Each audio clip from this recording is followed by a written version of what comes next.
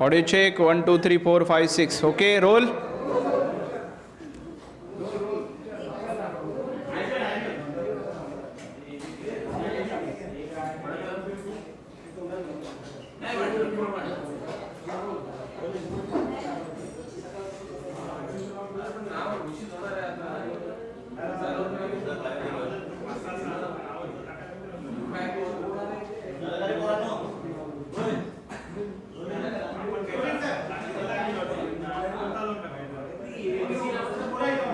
नमस्कार. Audio check 1 2 3 4 5 6.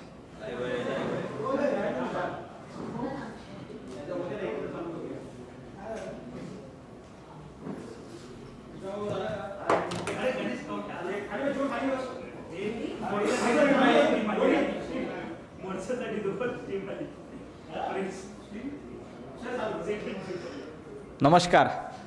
Bharatiya Janata party प्रदेश कार्यालयामध्ये आयोजित या पत्रकार परिषदेमध्ये आपल्या सगळ्यांचं मनापासून स्वागत. आज सकाळी सकाळी काही स्वयंघोषित बड्या नेत्यांनी एक PPT दाखवत, पॉवर पॉईंट प्रेझेंटेशन दाखवत, भलं मोठं PPT दाखवत आम्हीच कसे बडे आहोत आणि आम्हीच कसे खरे आहोत असं सांगण्याचा खोटा प्रयत्न केला आहे.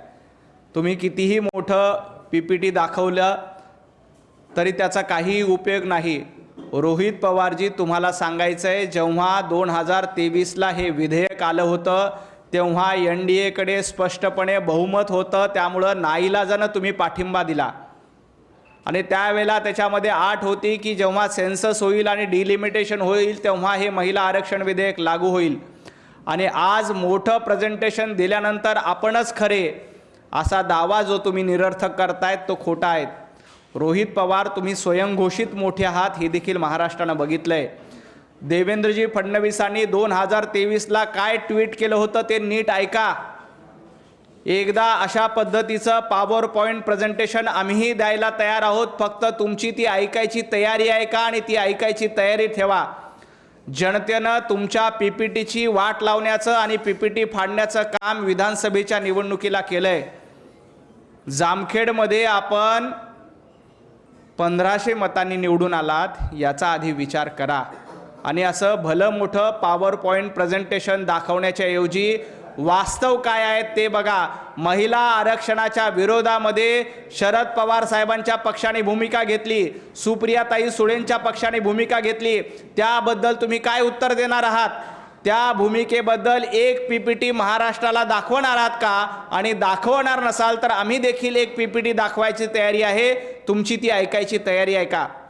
रोहित पवारजी, ज्या पद्धतीनं लोकसभेमध्ये तुमच्या पक्षाने काँग्रेसच्या नादी लागून काँग्रेसच्या सांगण्यावरून नारी शक्तीचा अपमान केला, महिला विधेयकाचा अपमान केला आणि हे विधेयक पारित होऊ दिलं नाही, त्याचं उत्तर आधी रोहित पवारांनी दिलं पाहिजे. रोहित पवारांनी जर का त्याचं उत्तर दिलं नाही तर महाराष्ट्रातल्या लाडक्या बहिणी, महाराष्ट्रातली नारी शक्ती पुन्हा एकदा रोहित पवार यांच्या पक्षाला आणि रोहित पवारांना त्यांची जागा दाखवून दिल्याशिवाय राहणार नाही. तुम्ही भलं मोठं पॉवर पॉईंट प्रेझेंटेशन दिलं म्हणून सगळंच खरं होतं असं नाही. सातत्यानं खोटं बोलायचं हा तुमचं काम सुरू झालेलं आहे आणि येणारी नारी शक्ती तुम्हाला यातून निश्चितपणे धडा शिकवेल.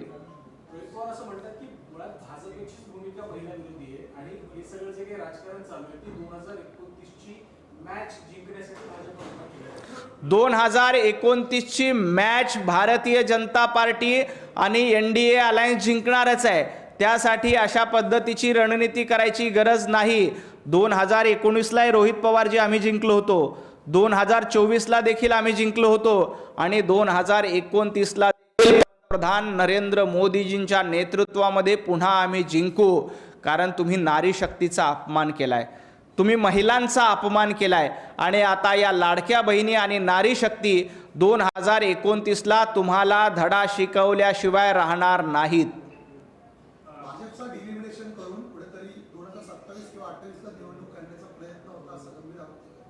नाही, रोहित पवार नेमका कुठला अभ्यास करतात? सकाळी उठून मोठं प्रेझेंटेशन दिलं म्हणजे आपणच बडे नेते आहोत या आविर्भावामध्ये ते सातत्यानं राहतात. स्वतःला स्वयंघोषित महाराष्ट्रातला बडा नेता असं म्हणून घ्यायची रोहित पवारांना सवय आहे. रोहित पवारजी असे भविष्यवाणी करण्याची सवय चांगली नाही आहे. कुडमुड्या जोशीप्रमाणे आपण अशा पद्धतीची भविष्यवाणी करू नका. ती भविष्यवाणी कधीही खरी ठरणार नाही.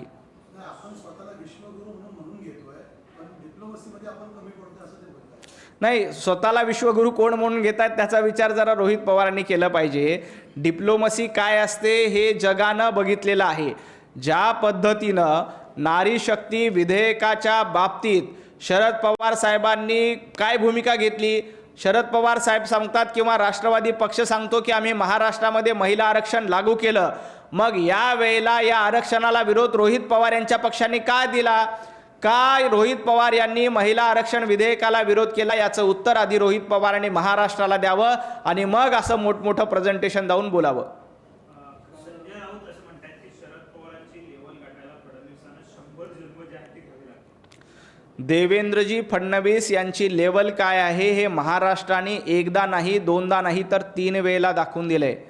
तुम्ही ज्यांचं नाव घेतात त्या नेत्यांबद्दल आदर आहे, परंतु माननीय शरद पवार साहेबांच्या नेतृत्वामध्ये त्यांच्या पक्षाला कधीही 3 अंकी आकडा गाठता आला नाही. देवेंद्रजी फडणवीस यांनी एकदा नाही, दोनदा नाही तर महाराष्ट्राच्या विधानसभेमध्ये देवाभाऊंच्या नेतृत्वात 3 वेळेला आम्ही 100च्या वर जागा जिंकल्यात. पवार साहेबांना ते कधीही शक्य झालं नाही. त्यामुळं महाराष्ट्रातल्या जनतेनं सांगितलंय की देवाभाऊचा स्तर काय आहे आणि इतरांचा स्तर काय. राहिला मुद्दा संजय राऊतांच्या स्तरचा, तर संजय राऊत कशा पद्धतीनं गटारगंगेमध्ये रोज सकाळी उठून गटारगंगेमध्ये आंघोळ करतात, त्यामुळं त्यांचा स्तर महाराष्ट्राने ओळखलेला आहे. महिला विधेयकावरून संजय राऊतांनी गंभीर आरोप केला आहे. भाजपमध्ये राष्ट्रीय पातळीवर थेटपणे 2 गट पडले. एका गटाकडनं हे विधेयक मांडण्यात आलं, अमित शहाने विधेयक मांडलं, त्यांच्याकडनं समर्थनासाठी नेत्यांना फोन गेले, तर दुसऱ्या बाजूला लगेचच याला काउंटर करण्यासाठी विधेयकाला पाठिंबा देऊ नका या आशयाचे फोन भाजपच्या दुसऱ्या गटाने केले असं संजय राऊत म्हणतात. भाजपमध्ये गटबाजी व्हायला हा उभाटा गट नाही. एका बाजूला आदित्य ठाकरेंचा गट, दुसऱ्या बाजूला उद्धवजी ठाकरेंचा गट, तिसऱ्या बाजूला प्रियंका चतुर्वेदीचा गट. ही गटबाजी संजय राऊत तुमच्या पक्षात आहेत. या गटबाजीमुळं संजय राऊत तुमच्या कॉलरला पकडण्याची हिंमत तिथे झाली. 6-12 खासदारांच्या बैठकीमध्ये एकमेकांची गचुंडी धरण्याचं काम उभाटा गटामध्ये केलं. भारतीय जनता पार्टी देशप्रथम याच भूमिकेतून काम करते. पंतप्रधान नरेंद्र मोदीजींचं नेतृत्व, अमितभाई शहा यांची रणनीती या जोरावर भारतीय जनता पार्टी सर्वांचा विकास करण्याचं काम करते आणि देशाला पुढे घेऊन जाण्याचं काम करते.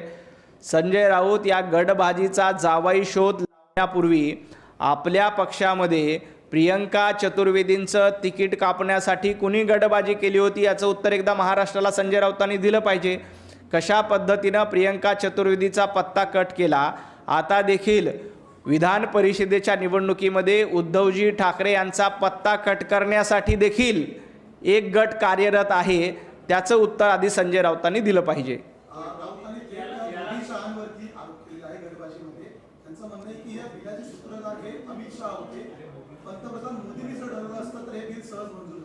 पंतप्रधान नरेंद्र मोदीजींची इच्छा होती की हे विधेयक मंजूर व्हावं. अमितभाई शहा यांची इच्छा होती की हे विधेयक मंजूर व्हावं.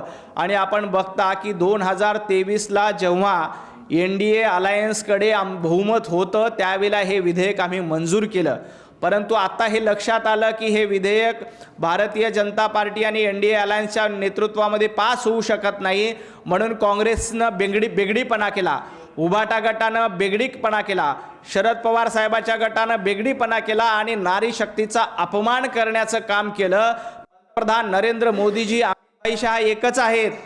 तुम्ही तुमच्या पक्षामध्ये इंडिया अलायन्समध्ये किती ठिकऱ्या उडाल्यात आणि इंडिया अलायन्समध्ये कशा पद्धतीनं गटबाजी आहे, तिघांचे 3 दिशेला तोंड आहेत, त्याकडे जरा जास्त लक्ष द्यावं. भाजपमधलेच काही गट आहेत त्यातून मोदींना हटवायचं आहे अशा पद्धतीचं संजय राऊत म्हणतात. त्या गटामध्ये देवेंद्र फडणवीस आहेत आणि हे षडयंत्र आहे ते रचलं जातं. देवाभाऊ कुठल्या गटात आहेत हे सांगण्याच्या भानगडीमध्ये संजय राऊत यांनी पडू नये.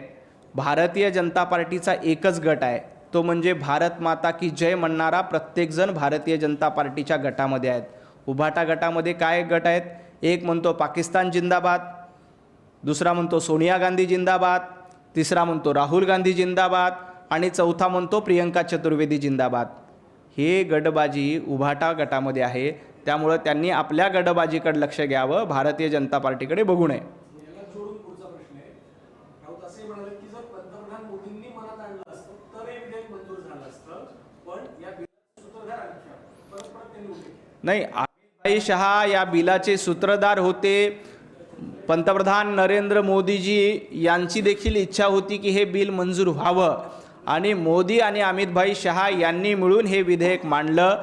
परंतु जाणीवपूर्वक महिला शक्तीचा अपमान करायचा, नारी शक्तीचा अपमान करायचा, यासाठी हे विधेयक मंजूर होऊ दिलं नाही. त्यामुळं या निमित्ताने काँग्रेस असेल, उभाटा गट असेल, राष्ट्रवादी काँग्रेस, शरद पवार गट असेल, यांचा बुरखा फाटलेला आहे. महिला विरोधी भूमिका घेण्यासाठी कशा पद्धतीने हे तिन्ही पक्ष एकत्र आले आणि नारी शक्तीचा अपमान केला हे या देशाने बघितलं. या लाडक्या बहिणा मातृशक्ती या विरोधकांना त्यांची जागा दाखवून दिल्याशिवाय राहणार नाहीत. विरोधकांमध्ये अशी देखील चर्चा आहे की जेव्हा महाविकास आघाडीचं सरकार होतं तेव्हा मुंबई महानगरपालिकेची प्रभाग रचना वाढवण्याचा निर्णय त्यांनी घेतला होता, तेव्हा भाजपने का विरोध केला? मुळामध्ये प्रभाग रचना वाढवताना तुम्ही काय निकष लावले होते? त्याला काही निकष लावले होते का? झोपेतनं उठायचं प्रभाग रचना बदलायची असं चालत नाही. आता आम्ही देखील झोपेतून उठून प्रभाग रचना बदलत नाही आहेत, झोपेतून उठून डिलिमिटेशन करत नाही आहेत. आम्ही त्यासाठी विधेयक आणलं, विधेयक आणून डिलिमिटेशनसाठीची मागणी केली आणि या डिलिमिटेशनमध्ये कुठेही उत्तर आणि दक्षिण असा भेदभाव केला नाही. सर्व राज्यांमध्ये 50% खासदार नियम आठ त्या विधेयकामध्ये आणली. त्याच्यामुळं उत्तरेमध्ये 80 जागा असतील तर तिथं 50%च्या रेशोमध्ये वाढतील, दक्षिणमध्ये केरळमध्ये 40 जागा असतील तर तिथेही 50%च्या रेशोमध्ये वाढतील. कर्नाटक, आंध्र प्रदेश, तामिळनाडू कुठल्याही राज्यांवर दक्षिणेतल्या अन्याय होणार नाही याची काळजी आम्ही घेतली होती, उत्तरेतल्याही राज्यांवर अन्याय होणार नाही याची काळजी घेतली होती. तुम्ही प्रभाग रचना करताना नेमकी काय काळजी घेतली होती? झोपेतून उठलं, मातोश्रीमध्ये बसलं, वाटलं आणि सही केली अशा पद्धतीची जर का तुम्ही प्रभाग रचना करणार असाल तर त्याला निश्चितपणे विरोध केला जाईल. आम्ही आता फॉर्म्युला आणून, नियम आणून, डिलिमिटेशन करून महिलांना 33% आरक्षण देण्याचा निर्णय घेत होतो. परंतु दुर्दैवानं महिलांचं हित, मातृशक्तीचं हित यांना बघवत नव्हतं, म्हणून या विधेयकाला विरोध करण्याचं पाप इंडिया आघाडीनं केलेलं आहे. महिलांचा मोर्चा आहे, त्या मोर्चाला देखील संजय राऊत म्हणतात की उडता भाजप आहे अशा पद्धतीची टीका करतात. संजय राऊत यांना उडता तीर अंगावर घ्यायची सवय आहे. रोज उठायचं आणि उडता तीर अंगावर घ्यायचं हे संजय राऊतांचा धंदा झाला आहे. संजय राऊत महिला आरक्षणाच्या विरोधामध्ये भारतीय जनता पार्टीची भूमिका स्पष्ट आहे. तुम्ही उडता भाजप म्हणून महिलांचा अपमान करतायत, तुम्ही नारी शक्तीचा अपमान करतायत आणि या महिलांचा बाण जर का एकदा सुटला आणि महिलांचा बाण सुटला तर तुमची पळता भुई थोडी होईल. विधानसभेच्या निवडणुकीला लाडक्या बहिणींनी तुमची जागा दाखवून दिली आणि तो बाण कसा घुसला, ती कट्यार कशी काळजात घुसली हे एकदा संजय राऊतांनी बघावं आणि मग लाडक्या बहिणींचा अपमान करावा. झालं ना. काल मुख्यमंत्र्यांनी पत्रकार परिषदेमध्ये विरोधकांना आव्हान दिलं होतं की माझ्या लेवलचा जो नेता असेल त्यांनी समोर यावं आणि डिस्कशन करावं. त्यावर संजय राऊत असं म्हणतायत की फडणवीस संसदेची अक्कल काढतायत, त्यांना संसदेपेक्षा जास्त अक्कल आहे. देवेंद्रजी फडणवीस साहेबांनी संसदेची अक्कल काढली नाही, संजय राऊतांची अक्कल काढली. संजय राऊत, देवेंद्रजी फडणवीसांनी असं सांगितलं की ज्या पद्धतीनं संसदेमध्ये हे विधेयक आलं त्या विधेयकाच्या अटी शर्ती माहीत असताना देखील एक फेक नरेटिव्ह तयार करण्याचा प्रयत्न संजय राऊतांसारख्या काही लोकांकडनं जाणीवपूर्वक केला जातोय. संजय राऊत सांगतात की उत्तर विरुद्ध दक्षिण होईल, संजय राऊत सांगतात दक्षिणेतल्या राज्यांवर अन्याय होईल, संजय राऊत सांगतात महिलांना न्याय मिळणार नाही. अशा पद्धतीचा फेक नेरेटिव्ह करणाऱ्या संजय राऊतांची अक्कल काढण्याचं काम देवेंद्रजींनी केलेलं आहे. त्यामुळं देवेंद्रजींचा स्तर काढण्याची लायकी संजय राऊतांची नाही आहे. देवेंद्रजींचा स्तर हे महाराष्ट्राने ठरवला आहे. संजय राऊत, आपण आपल्या स्तराचा विचार करा, आपण महापालिकेतल्या एका वॉर्डामध्ये देखील निवडणूक लढलेली नाही, जिंकलेली नाही. मी तुम्हाला मागे देखील आव्हान केलं होतं की हिंमत असेल तर आता महापालिका संपल्यात, येणाऱ्या काळामध्ये ग्रामपंचायतच्या निवडणुका येणार आहेत. अलिबागमध्ये कुठलं तरी तुमचं गाव आहे, त्या गावामध्ये ग्रामपंचायतच्या निवडणुकीमध्ये ग्रामपंचायतच्या सदस्याच्या निवडणुकीला हिंमत असेल तर लढा आणि जिंकून आणि मग देवेंद्रजींचा स्तर सांगण्याची पात्रता ठेवा. तुमची ती लायकी नाही, तुमची ती पात्रता नाही. महाराष्ट्राला एक वलय आहे ते सिगरेटच्या दुधासारखं वलय नाहीये. मोदींनी मुंबईत यावं, आम्ही त्यांना भेळपुरी आणि वडापाव खायला बोलतो. नाही, महाराष्ट्राचं वलय सकाळी सकाळी गांजाच्या धुरातून, रोज सकाळी गांजा ओढायचा आणि गांजाचा धूर काढायचा आणि सकाळी एक नवं वलय निर्माण करण्याचा प्रयत्न संजय राऊत करतात. सिगरेटचा धूर सोडा, आधी आपण जो गांजाचा धूर काढतायत त्या गांजाच्या धुराकडे बघा.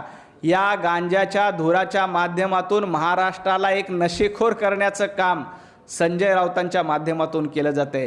रोज उठायचं, कडक गांजा ओढायचा, साधा नाही, कडक गांजा ओढायचा आणि कडक खोटं बोलायचं, हा राऊतांचा धंदा झालेला आहे. 4 वर्षापासून कडक गांजाचा धूर सकाळी सकाळी 9 वाजता सोडला जातो आणि एक वलय निर्माण करण्याचा प्रयत्न संजय राऊतांकडनं केला जातोय. संजय राऊत, तुमच्या या कडक गांजाच्या नशेमुळेच लोकांनी तुम्हाला घरी बसवलंय.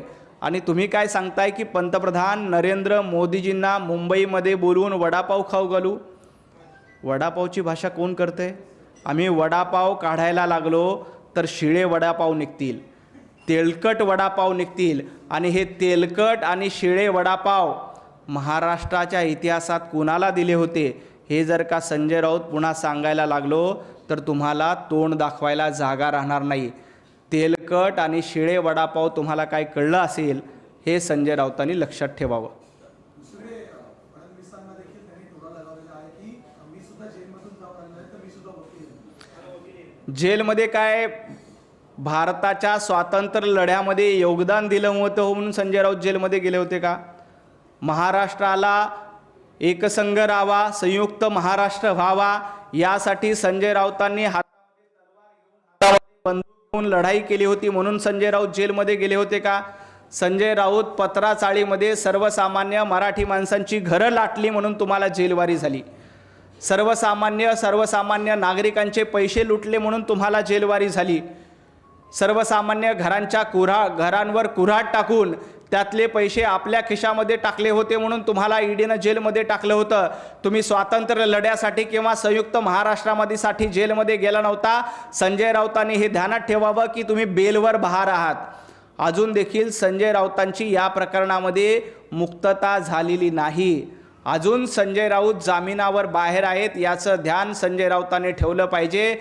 संयुक्त महाराष्ट्रासाठी किंवा देशासाठी तुम्ही तुरुंगात गेला नव्हतात तर मराठी माणसांची घरं लुटली होती म्हणून तुरुंगात गेला होता. हा इतिहास संजय राऊतांनी पुन्हा एकदा आठवणीत ठेवावा. भाजपवर टीका केली होती. त्यांचं म्हणणं आहे की हिंदू खतरे में म्हणून तुम्ही मतभागात फिरता आणि ऑपरेशन सिंदूर मात्र तुम्ही अर्धवट सोडलं. ऑपरेशन सिंदूर अर्धवट सोडलेलं नाही. संजय राऊत, तुमचं डोकं अर्धवट आहे, तुमचा पक्ष अर्धवट आहे, त्यामुळं सगळंच तुम्हाला अर्धवट वाटतं. ऑपरेशन महादेवच्या माध्यमातून ऑपरेशन सिंदूरमधल्या सर्व दहशतवाद्यांचा खात्मा करण्याचं काम आपल्या सैनिकांनी केलं. पद्धतीनं ऑपरेशन सिंदूर अर्धवट ठेवलं सांगून संजय राऊत आपल्या भारतीय सैनिकांचा अपमान करतात. ज्या भारतीय सैनिकांनी पाकिस्तानच्या घरामध्ये घुसून दहशतवाद्यांना कंठस्नान घातलं, अशा सैनिकांचा अपमान करण्याचं काम उभाटा गटाच्या माध्यमातून आणि संजय राऊतांच्या माध्यमातून केलंय.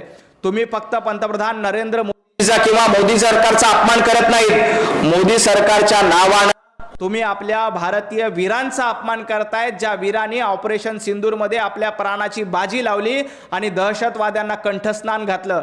अशा पद्धतीच्या दहशतवाद्यांना यमसाधने पाठवणाऱ्या त्या सैनिकाचा अपमान करतात. त्या सैनिकांनी आपल्या सीमेवर रक्षण केलं, त्या सैनिकाचा अपमान तरी संजय राऊत तुम्ही करू नका. तुम्ही अशाच पद्धतीने एका बाजूला मातृशक्तीचा अपमान करतायत, दुसऱ्या बाजूला सैनिकाचा अपमान करतायत.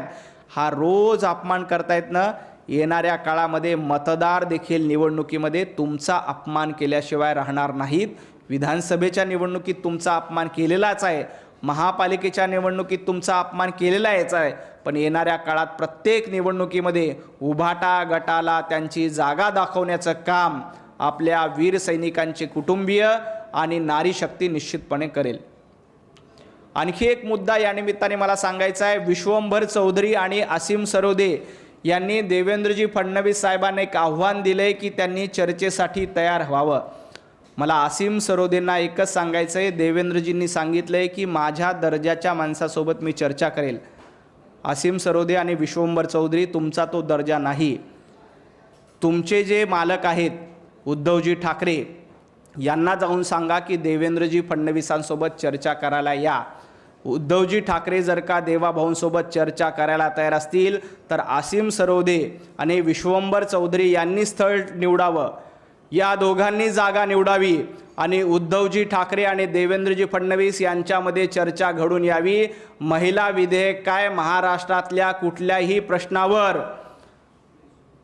असीम सरोदे यांचे आका आणि विश्वंभर चौधरी यांचे आका उद्धवजी ठाकरे यांच्याबरोबर चर्चा करण्यासाठी देवेंद्रजी फडणवीस तयार आहेत. आणि विश्वंभर चौधरी, असीम सरोदे यांना एवढीच चर्चा करायची असेल तर मी, आमचे केशवजी उपाध्ये, शिवरायजी कुलकर्णी आणि तुमच्याकडनं गरज असेल तर निखिल वागळेंना घेऊन या. आपण वेळ आणि स्थळ ठरवा, कुठल्याही मुद्द्यावर आपण चर्चा करू. खूप खूप धन्यवाद. सुषमा अंधारे यांनी देखील आता पत्रकार परिषद घेतली आणि त्यांनी अमित शहाचं 2023 आणि देवेंद्र फडणवीस दाखवलं आहे. त्यांचं म्हणणं आहे की मुळात तुम्ही भ्रूणहत्या शब्द वापरताय. भ्रूणहत्या ही महिला आरक्षणाची 1951 साली झालेली, त्यावेळी श्यामाप्रसाद मुखर्जी आणि मदन मोहन मालवीय यांनी विरोध केला होता. सुषमाताईंच्या डोक्यामध्ये अंधार पडलाय, तो काय निघायलाच तयार नाही आहे. सुषमाताईंना मला एकच विनंती करायची, सुषमाताई थोडासा कायद्याचा अभ्यास करा, थोडा विधेयकाचा अभ्यास करा. 2023ला विधेयक मंजूर झालं त्यावेळेला त्यामध्ये सांगितलं होतं की डिलिमिटेशन झाल्यानंतर, सेन्सस झाल्यानंतर हे विधेयक अंमलात येईल. आता याबद्दल पुन्हा एकदा संसदेमध्ये हे विधेयक आल्यानंतर सुषमा अंधारे पक्षाने का विरोध केला याचं उत्तर द्यावं. जर डिलिमिटेशन आणि सेन्सस नंतर हे विधेयक मंजूर होणार होतं, याची अंमलबजावणी होणार होती, तर मग या विधेयकाला सुषमा अंधारे तुमच्या पक्षाने का विरोध केला, या विधेयकाला काँग्रेसने का विरोध केला, याचं आधी उत्तर द्या. कालचं जे विधेयक आलं, नारी शक्ती वंदन विधेयक, या विधेयकामध्ये स्पष्टपणे असं होतं की आता सेन्सस झाला नाही आणि आता सेन्सस करायचं असेल तर पुढच्या वर्ष 2 वर्ष लागणार. म्हणजे 2029ला नारी शक्तीचं आरक्षण लागू होणार नाही. त्यासाठी आपल्याला 2034ची वाट बघावी लागेल. म्हणून या विधेयकामध्ये आपण संशोधन करण्याचा मुद्दा मांडला की 2011च्या सेन्ससनुसार आपण महिलांना आरक्षण देऊ आणि त्या प्रमाणामध्ये जागा वाढवू. हे तुम्हाला समजून घ्यायचं नाही आणि आपल्या डोक्यामध्ये अंधार पडल्यासारखं वागायचं. सुषमाताई, गरज असेल तुम्हालाही रामभाऊ माळगी प्रबोधिनीमध्ये एक ट्रेनिंग देऊ आणि त्या ट्रेनिंगमध्ये सांगू की कशा पद्धतीनं 2023ला विधेयक आणलेलं वेगळं होतं आणि सेन्सस आणि डिलिमिटेशन नंतर 2029ला याची अंमलबजावणी करायची होती. म्हणून पुन्हा एकदा हे विधेयक मांडण्यात आलं. आता 2029ला ते विधेयक मंजूर झालं नसल्यामुळं महिला आरक्षण लागू होणार नाही. त्यासाठी आपल्याला 2034ची वाट बघावी लागेल. सुषमाताई, तुम्हाला गरज असेल तर रामभाऊ माळगीमध्ये या, आम्ही तुम्हाला एक प्रशिक्षण देऊ आणि तुमच्या डोक्यामध्ये जो अंधार पडलाय तो अंधार दूर करून प्रकाश टाकण्याचा प्रयत्न केला जाईल. त्यांनी फडणवीसांना आव्हान दिलं आहे की महात्मा ज्योतिबा फुले 2 पुस्तकं आहेत, त्याच्यामध्ये गुलामगिरी आणि शेतकऱ्यांचा असो, हे तुम्ही RSSच्या वार्षिक कार्यक्रमात वाचून दाखवणार नाही. आम्ही महात्मा फुलेंचे विचार RSSच्या काय सगळ्याच व्यासपीठावर वाचतो, ऐकतो, त्याचं पठन करतो आणि त्याची अंमलबजावणी करतो. सुषमाताई, तुम्ही औरंगजेबाचे विचार तुमच्या शाखेवर चालवतायत. तुम्ही अफजल खानाच्या वंशावळीचा उदो करण्याचं काम तुमच्या शाखेतून आणि तुमच्या पक्षातून केलं जातं आहे. आधी त्याबद्दल बोला. ज्या औरंगजेब फॅन क्लबच्या प्रवक्त्या म्हणून सुषमा अंधारे स्वतःला म्हणून घेत आहेत, आधी वंदनीय हिंदू हृदय सम्राट बाळासाहेब ठाकरे यांच्याबद्दल सुषमा अंधारे काय काय बोलल्या होत्या, काय उल्लेख केला होता, मी पत्रकार परिषदेमध्ये तो उल्लेख करणार नाही. आदित्य ठाकरे यांच्याबद्दल सुषमाताईंनी काय उल्लेख केला होता, याचा जरा सुषमा अंधारेने विचार करावा आणि मग इतरांना ज्ञान पाजळण्याचं काम करावं. खूप खूप धन्यवाद.